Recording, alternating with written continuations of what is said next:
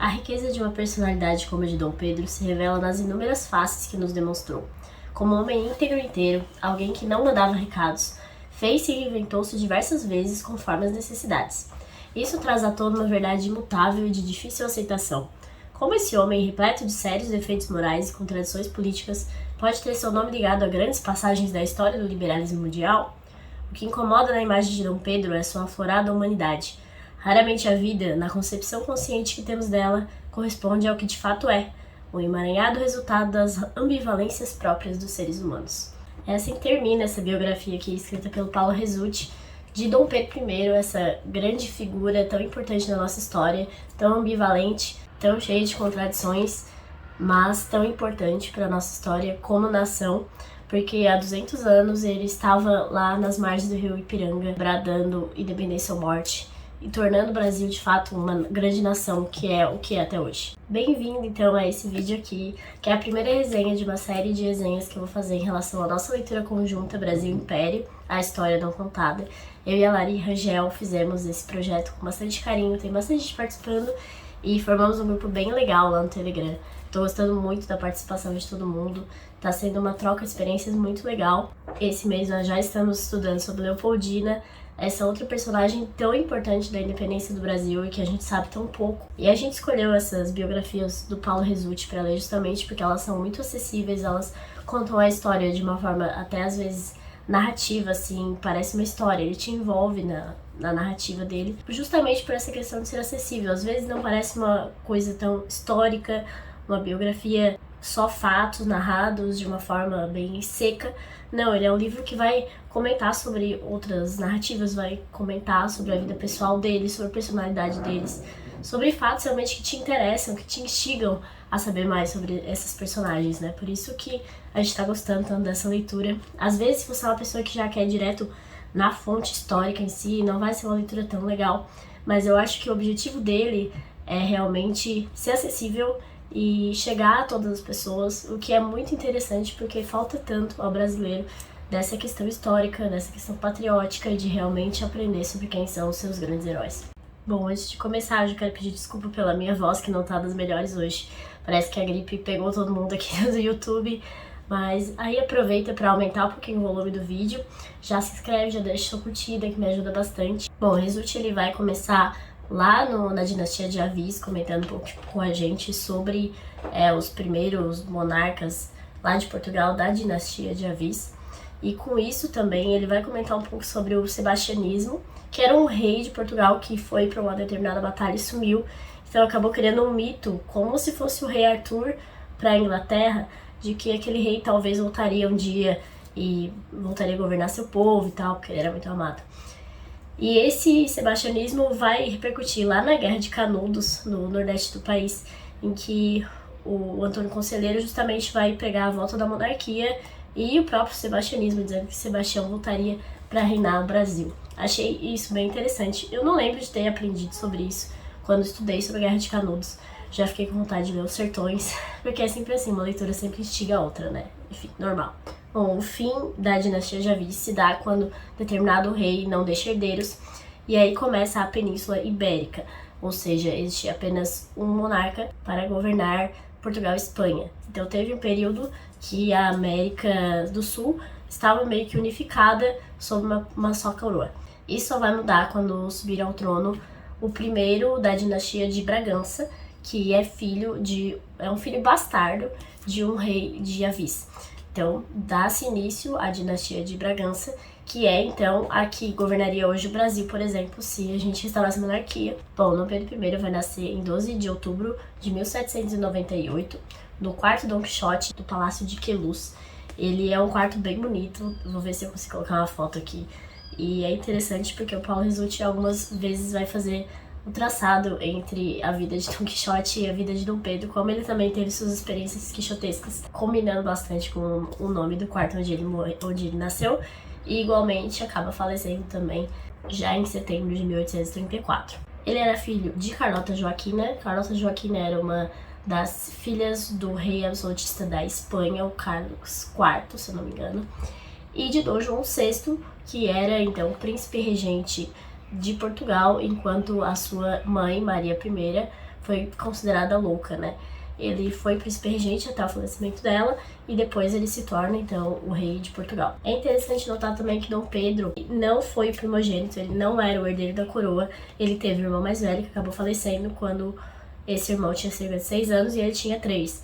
Então, existe uma certa maldição contada aqui pelo próprio Paulo Resulti da dinastia de Bragança, que aparentemente Dom João IV, se eu não me engano, ele foi abordado por um monge franciscano e vai dispensar esse monge, parece que vai até bater nesse monge, e acaba que esse monge franciscano vai mandar uma maldição, então dizendo que nunca um primogênito vai sobreviver para subir ao trono.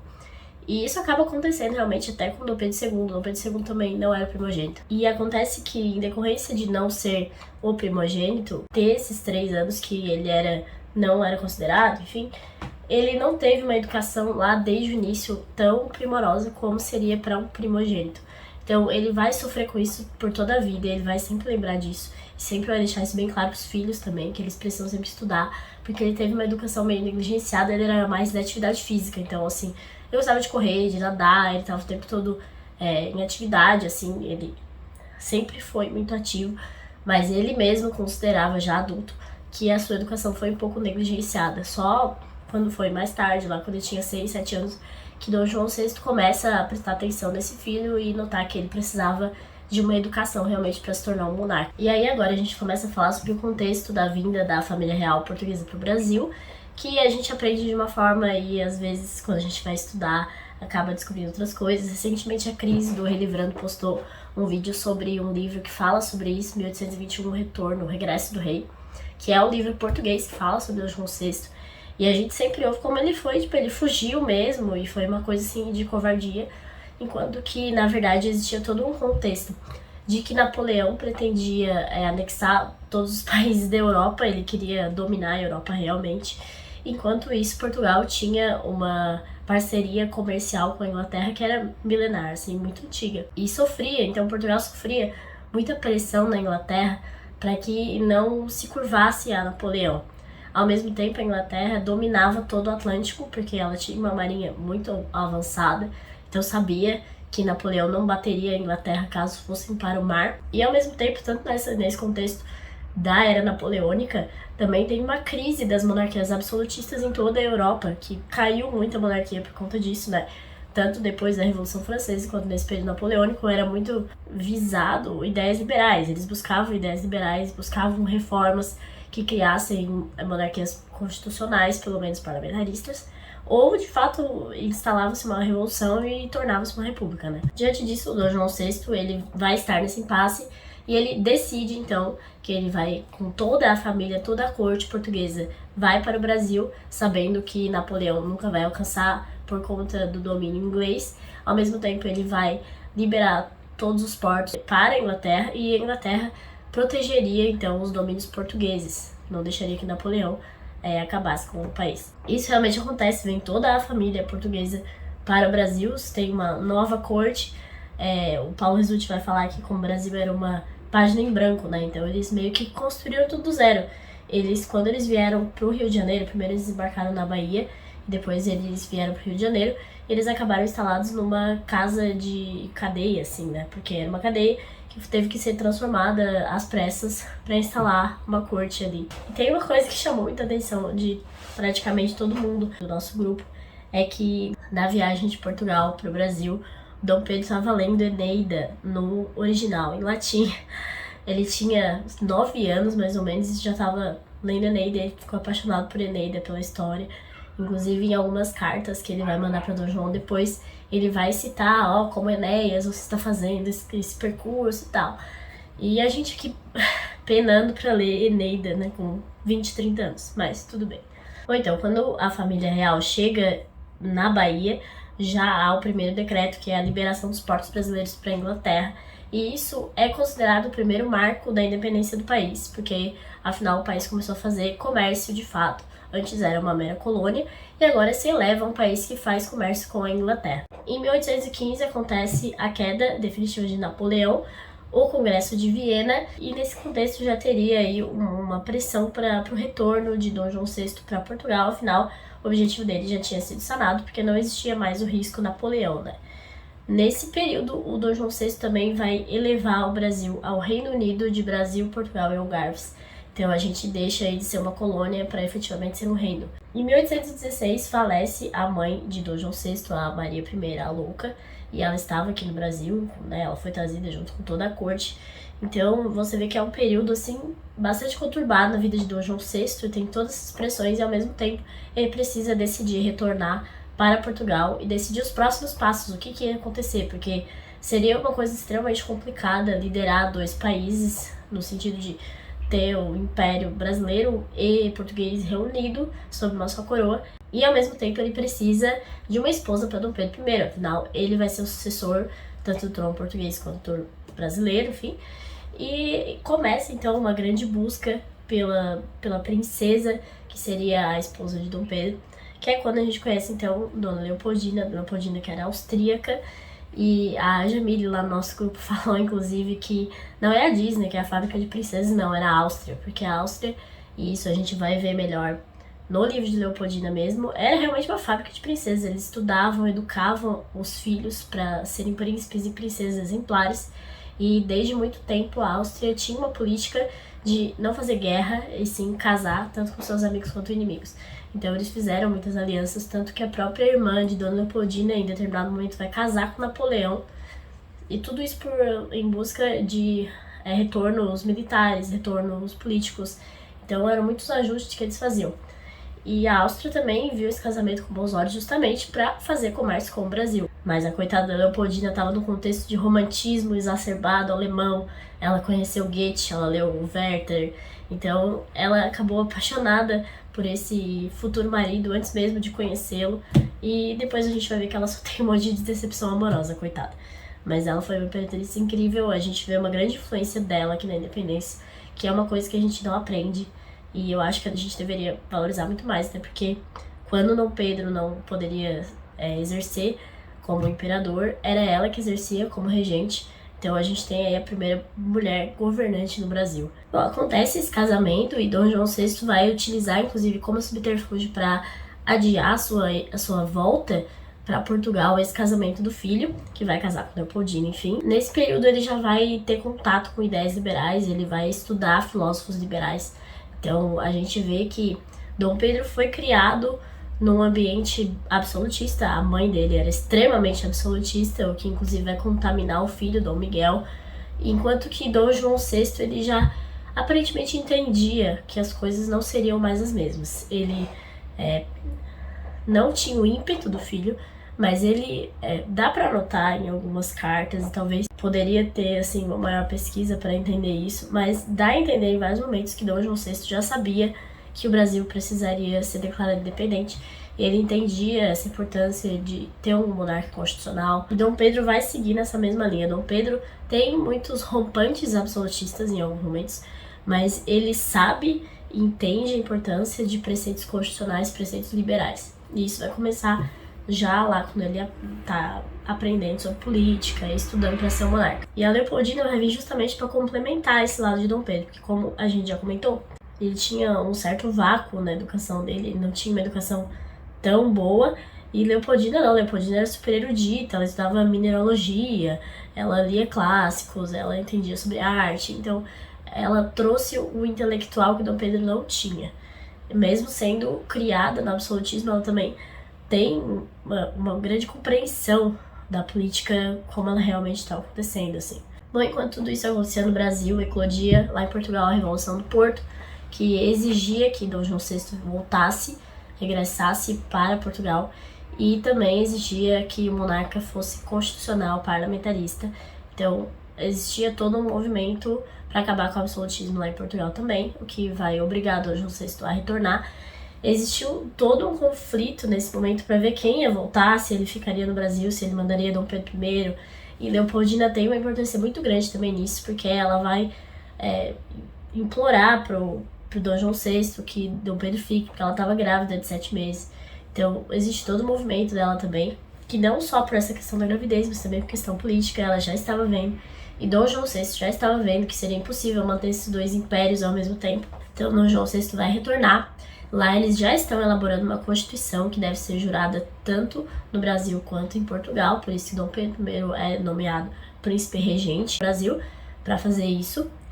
E aí, inclusive, a Constituinte seria formada tanto por deputados brasileiros quanto portugueses, haveria duas constituições iguais para os dois países, enfim. Só que nesse contexto todo, o Brasil estava numa crise econômica muito grande, numa crise política também, uma indisposição com os militares. Desde sempre existiu no Império Brasileiro uma rixa muito grande entre portugueses e brasileiros. Inclusive tem os nativos que não queriam a imigração, tem os portugueses que querem que o Brasil volte a ser colônia. E foi isso que começaram a notar que estava acontecendo na tal Constituinte lá de Portugal, que eles buscariam que o Brasil retornasse ao status de mera província e não teria mais a força política. E tudo isso depois de já ter formado toda uma população, de ter um banco central, de ter um correio, de todas essas coisas. E aí depois Portugal, os deputados portugueses queriam que o Brasil voltasse a ser uma mera colônia. Todo nesse contexto, a Leopoldina vai ter o bebê, então, que ela estava grávida, ela dá à luz ao primeiro filho homem deles, que é João Carlos, e Portugal está pressionando Dom Pedro I a retornar para Portugal, porque eles querem que o Brasil retorne, então, a esse status de mera colônia. E tanto Leopoldina quanto até o próprio Dom João VI já vislumbravam que, se isso acontecesse, é muito provável que o Brasil tomasse o mesmo rumo que outras colônias na América do Sul tomaram, que foram se desmembrar, se tornarem um monte de republiquetas e em meio a revoluções, em meio a rios de sangue, enfim, tudo isso. É por isso que Dom João VI vai falar numa carta que, se for pro Brasil se tornar independente, ele preferia que isso acontecesse por meio de seu filho. É nesse contexto que tem o Dia do Fico e uma série de conflitos eclodiam no país. E ele viajava muito para os locais onde estava acontecendo esse conflito, porque é uma coisa que a gente não consegue imaginar hoje muito.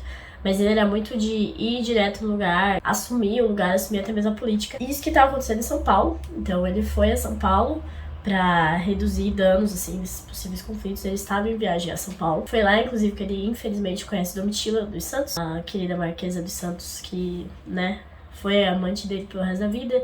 Infelizmente foi infiltrada no próprio governo, recebeu um monte de regalias. Enquanto ele estava em São Paulo, veio uma correspondência de Portugal mandando que toda a família real voltasse para Portugal, porque o Brasil não ia mais ser parte desse império, não ia ser o reino. Em 2 de setembro, então, Leopoldina, que era a regente, porque Dom Pedro estava em viagem, vai convocar um conselho com seus ministros, enfim, e ela vai ratificar essa decisão de que Dom Pedro deve proclamar a independência. Ele vai receber, então, essa carta de Portugal, a carta de Leopoldina e a carta de José Bonifácio, que tem uma importância muito grande na história do Brasil e que tanto foi uma influência para Dom Pedro I. Eles tiveram muitas brigas, assim, no decorrer da vida, mas ele era uma pessoa extremamente letrada, ele foi muito importante. E aí, na carta da Leopoldina, ela vai falar isso aqui: o Brasil vos quer para ser monarca. Com o vosso apoio ou sem o vosso apoio, ele fará sua separação. O pomo está maduro, colhei-o já, senão apodrece. Então, ela já tinha bastante ciência daquilo, de que ia eclodir uma grande revolta, e fala para Dom Pedro isso, e ele vai acatar, então, tanto os conselhos de Bonifácio quanto de Leopoldina, e vai decidir pela proclamação da independência. Isso também foi muito influenciado pela morte do primogênito deles, mais uma vez aquela maldição, porque o João Carlos vai falecer em todo esse contexto, porque como tinha muita revolta eclodindo, eles tinham que ficar levando a família imperial de um lado para o outro, de uma cidade para outra, e acaba que Dom Pedro vai usar muito esse mártir do filho dele como uma das causas, inclusive, para a proclamação da independência. O Dom Pedro I, então, vai proclamar a independência, o Brasil vai se tornar um império. Ele proclama a independência às margens do Ipiranga, usando uma roupa simples de soldado, cheio de problemas intestinais no meio do caminho, mas de uma forma bastante heróica ainda assim. E já no caminho de volta para o Rio de Janeiro, ele vai compor o começo do hino da independência, que foi composto por ele, inclusive. Durante todo esse período também eclodiram várias revoltas, tentativas de revoltas absolutistas em Portugal, com grande influência do irmão de Dom Pedro, o Dom Miguel, e da sua mãe, a Carlota Joaquina, que eram absolutistas e acreditavam que o absolutismo deveria vigorar ainda, não aceitavam as revoltas constitucionais, enfim. É instalada uma Assembleia Constituinte para elaborar a Constituição do Brasil, e, porém, nessa Constituinte existe um novo grande embate entre brasileiros e portugueses, entre brasileiro nato e quem veio de Portugal, enfim, todo o embate em relação a isso. Inclusive, se debatia colocar artigos, assim, contra a vinda de portugueses, coisas do tipo. A imprensa também ajudava muito a criar espantalhos, a criar discussões nessa grande assembleia que teve. A independência foi em 22 e a outorga da Constituição foi apenas em 24, justamente porque houve essa grande demora e Dom Pedro já estava cansado disso. E mais uma vez ele tem ainda um pezinho lá no absolutismo, quando ele tá de saco cheio, ele vai lá e faz mesmo. Então ele acaba outorgando a Constituição de 1824. É interessante que aqui nesse livro conta, e eu não sabia, que essa Constituição vai passar, vai ser lida em todas as vilas assim do país, foi aprovada por mais da metade delas, inclusive. E é uma Constituição extremamente liberal, mais liberal ainda do que a Constituinte já tinha elaborado os artigos, enfim. O Resulti aqui vai falar que essa Constituição foi a que mais vigorou no país até hoje, que foi de 1824 até 1889. Ela continha os mais modernos princípios de direito público da época, assim como um quarto poder, o poder moderador, né? Que Dom Pedro, ele poderia nomear ministros, fazer tratados internacionais sem passar pela Assembleia, dissolvê-la e convocar novas eleições. Então era, de certa forma, um elemento ainda absolutista na Constituição mais liberal que tinha na época. Inclusive, é que ele fala, se analisarmos as propostas de Constituinte de 1823 e da Constituição de 24, uma coisa fica clara, a segunda era realmente mais liberal em diversos pontos. Por exemplo, de acordo com ela, qualquer comunidade não católica tinha direito de ter o próprio local de culto, e quanto aos direitos invioláveis das pessoas e propriedades, a Constituição de 24 estava a 34 pontos, enquanto o anterior só mencionava 6. Bom, a partir disso, o livro vai falar muito sobre Titília, nossa querida Domitila, né, que Hans. Ela foi muito influente, inclusive politicamente falando, porque infelizmente Dom Pedro era um famoso gado, a gente pode ver aqui, que em questão, assim, eu saí dessa leitura vendo Dom Pedro como um péssimo homem e um excelente imperador, também um excelente pai. Mas em relação à esposa, era péssimo. E o Paulo Resulti até vai dar umas passadas de pano aqui de vez em quando, mas ele vai explicar que, por não ter métodos contraceptivos, enfim, era uma coisa completamente comum um monarca ter amante. A esposa tinha como o grande objetivo da vida dela dar herdeiros, então era um alívio para essas mulheres quando os homens tinham amantes, porque assim elas paravam de engravidar e ter filho e dar à luz todo ano, né? Porque é uma coisa bem bizarra, assim. Inclusive a própria Maria II, que era filha de Dom Pedro, ela vai falecer por conta de 17 partos que ela teve, se não me engano, o último de 32 horas. Então a gente tem que imaginar como era a medicina na época. Mas de qualquer forma, nada justifica o absurdo que Dom Pedro fez de colocar a Domitila com o título de marquesa, e ela ganhou propriedades. E a filha bastarda deles também virou condessa, enfim. Uma série de coisas que a gente vê como Leopoldina tinha um sangue frio absurdo e como ela foi uma mulher sofrida na vida dela. Pois bem, estamos em 1826, Constituição vigorando. Será que teremos um pouco de paz nesse país? Óbvio que não. Vai eclodir a Guerra da Cisplatina, a gente vai ter esse contexto em que o Brasil vai perder um território. E ao mesmo tempo, a gente tem Dom João VI falecendo em Portugal, possivelmente envenenado com arsênico. Então tem toda uma série de teorias de que foi o próprio Miguel, o filho dele, que teria envenenado, enfim. E a regência é assumida então por uma das irmãs de Dom Pedro, que é Isabel Maria. E aí Dom Pedro vai então precisar decidir o que ele vai fazer, porque ele é o herdeiro do trono de Portugal, ele é Dom Pedro IV, e ao mesmo tempo ele é o primeiro imperador do Brasil. Ele vai decidir pela solução então de outorgar uma Constituição liberal, mais ou menos nos mesmos termos que a nossa para Portugal, e também vai abdicar em nome da filha dele, a primeira filha com a Leopoldina, que é a Maria II, e nesse mesmo texto ele vai dizer que o irmão dele, o Dom Miguel, deveria casar com ela para então os dois assumirem o trono de Portugal juntos. E aí, se não bastasse isso tudo acontecendo, a Guerra da Cisplatina, o pai falecido, toda essa coisa nova de que ele precisa decidir o que ele vai assumir, quem vai assumir o trono de Portugal, enfim. Leopoldina acaba adoecendo e vai falecer também. A gente vê que o falecimento de Leopoldina foi um grande marco, assim, na vida de Dom Pedro, para ele melhorar como pessoa e buscar ser Porque, assim, Leopoldina era tudo na vida dele. Mesmo ele fazendo tudo que fez pra ela, a gente vê que ela tinha uma importância muito grande. Ela decidia junto com ele, ela era muito culta, ela educava seus filhos nesse mesmo nível, assim. Tanto que depois a gente vai ver em Dom Pedro II, né, como ele provavelmente herdou muita coisa dela. Então, diante de tudo isso, ele ainda precisa procurar outra esposa. Porque, enfim, precisa de herdeiros, especialmente nessa grande crise que Portugal vai passar, né? E aí ele vai levar um monte de não, vai levar não até de princesa que ele nem pediu em casamento. A gente vê aí que ele sofreu também por ter dado tanta trela pra aquela amante dele, né? Não existia revista de fofoca, mas todo mundo sabia das coisas que Dom Pedro fazia com a Leopoldina. E por isso ele teimou muito, ele demorou muito tempo pra conseguir uma esposa. Ele vai conseguir uma esposa que é provavelmente uma das primeiras pessoas bonitas dessa corte.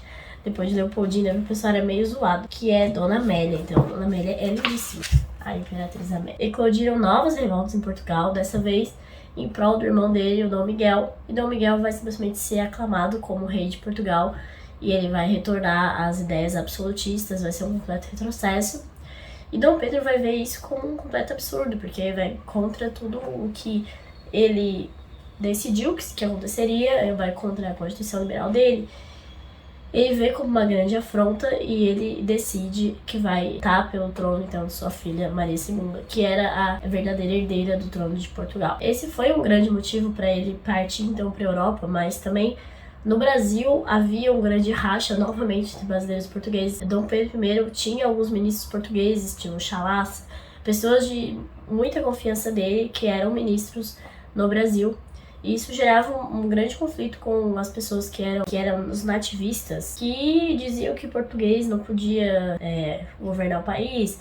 Inclusive tinha esse próprio problema de Dom Pedro I de ser português, ele nasceu em Portugal, embora eles considerem um grande brasileiro, ele vai deixar isso muito claro muitas vezes. E aí começou toda uma perseguição, de fato, contra Dom Pedro, falando que a Constituição deveria ser modificada, porque ele não poderia ficar nomeando esses ministros portugueses, que ele deveria exonerá-los, falando que ele não seguia a própria Constituição que ele mesmo escreveu. Então, houve todo um conflito também no Brasil que levou ele a abdicar em favor de Dom Pedro II e partir, então, para a Europa. E essa partida dele para a Europa foi muito triste, porque logo depois surgiu lei no Brasil, dizendo que ele não poderia voltar, realmente banindo Dom Pedro I do Brasil, por ele ser contra a Constituição, sendo que ele mesmo escreveu a Constituição, a mais liberal que a gente já teve até hoje, provavelmente. E ele foi assim, muito negligenciado no Brasil, mas foi tratado de uma forma péssima. Então mostra aí como a gente desde sempre pega nossos heróis e joga na lata do lixo, como bem diz o Paulo Resulti aqui em determinado momento do livro. Então ele vai partir para a Europa, lá ele vai buscar especialmente apoio político e financeiro e militar de países que ele tinha uma grande parceria comercial. Enfim, Inglaterra, ele foi o primeiro país que ele foi, depois foi para a França. E eu falei muito sobre a estadia dele na França lá, quando eu fiz a resenha do História do Brasil nas ruas de Paris, né? A gente vê como Dom Pedro surgiu lá como um grande constitucionalista, como um monarca liberal, um monarca constitucionalista. Enquanto isso, no Brasil, ele era rechaçado como o usurpador da sua própria Constituição, né? Ele vai conseguir reunir o exército, vai reunir os naviozinhos para ir lutar em Portugal. Ele vai lutar contra o irmão Dom Miguel, com 8.000 soldados contra 80.000 do irmão dele. Então, mais uma vez, uma luta quixotesca de Dom Pedro I. E acaba que ele vai vencer essa guerra, vai durar muito tempo, vai ser demorado. E isso vai ser contado na terceira parte do livro aqui, que vai falar sobre o príncipe soldado, né? Que é Dom Pedro, então, lutando em Portugal. E é muito doido ver como ele realmente ficava nos campos de batalha, ele falava diretamente, ele sempre foi muito centralizador, né? Mesmo nessa veia absolutista dele. Mas isso no exército mostra como ele era tão, assim, atencioso com os seus soldados. E ao mesmo tempo, o tempo todo se correspondia com os seus filhos que ficaram no Brasil. Ele sofria muito por os filhos terem ficado no Brasil. E quando ele consegue tomar, de fato, a regência do país, em nome da filha, né? Que ela tinha 14 anos, se eu não me engano, menos 12, assim. E aí, a vitória de Dom Pedro efetivamente se dá com o cerco do Porto, que é uma batalha famosa. E vai acontecer, então, a rendição de Dom Miguel. O trono vai ser assumido pela filha Maria II. Ele vai conquistar esses objetivos. Só que, novamente, ele vai passar por uma grande pressão, por uma grande perseguição, porque foi feito um acerto com essa rendição de Miguel, e Miguel foi apenas exilado, ele não foi morto. E isso foi muito criticado pelos portugueses, e aí, mais uma vez, vem aquela peste de que ele era um brasileiro. Também havia um grande preconceito naquela época, tanto de portugueses para brasileiros, e toda essa rixa que teve desde então. E isso é muito triste, porque ele vai até o final de sua vida, ele já nessas batalhas começa a ter os primeiros sintomas de tuberculose. Todos esses períodos ele vai batalhar por esses dois países, ele vai deixar duas constituições muito liberais para esses dois países, dois filhos do trono, que vão ser grandes governantes, né? Tanto Maria II, que fica muito tempo, quanto Dom Pedro II, que foi o grande imperador que o Brasil teve, provavelmente o melhor governante que o Brasil já teve. E mesmo assim foi muito rechaçado os dois países. Nunca aprendeu sobre Dom Pedro, sobre a pessoa que ele realmente era e o grande governante que ele foi. E foi no meio dessas crises e dessas turbulências e desses ímpetos de Dom Pedro que ele vai falecer em 24 de setembro de 1834, com 35, 36 anos, no mesmo quarto em que ele nasceu, então, no quarto Don Quixote em Queluz. Mas eu acho triste a forma como ele morreu e como ele foi tão negligenciado pelo resto da vida, assim, dos dois países que devem tanto pra ele. A gente deve muito a Dom Pedro I, mesmo sendo esse personagem tão difícil em alguns aspectos, com um pezinho no absolutismo e outro pezinho no liberalismo. Ele foi um grande monarca, ele que tornou nós, Brasil, uma nação, outorgou uma Constituição que foi a mais longeva, que foi a mais liberal. E como eu disse lá no começo, e é o jeito que o Paulo Exude termina esse livro, Dom Pedro era uma pessoa extremamente humana, era um personagem extremamente humano. E é por isso que ele é tão complicado, tão controverso. Mas a gente vê que por trás de todos esses defeitos tem esse homem impetuoso, esse homem que fazia tudo pelos filhos dele, pelas pátrias dele, e que se considerava muito mais brasileiro do que português, mesmo tendo nascido em Portugal. Ele foi um grande brasileiro e é por isso que estamos aqui há 200 anos comemorando nós como nação, graças a esse grande personagem. Então vale muito a pena saber mais sobre ele, por meio dessa biografia, por meio de outros livros, porque a gente negligencia muito a nossa história. Todas essas coisas que eu falei no vídeo, nossa, não sabia metade disso, não fazia nem ideia. Então vale muito a pena sempre aprender um pouco sobre a nossa verdadeira história. É isso então, espero que você tenha gostado. Aproveite aí o dia da independência, seu feriado de quarta-feira, e até a próxima!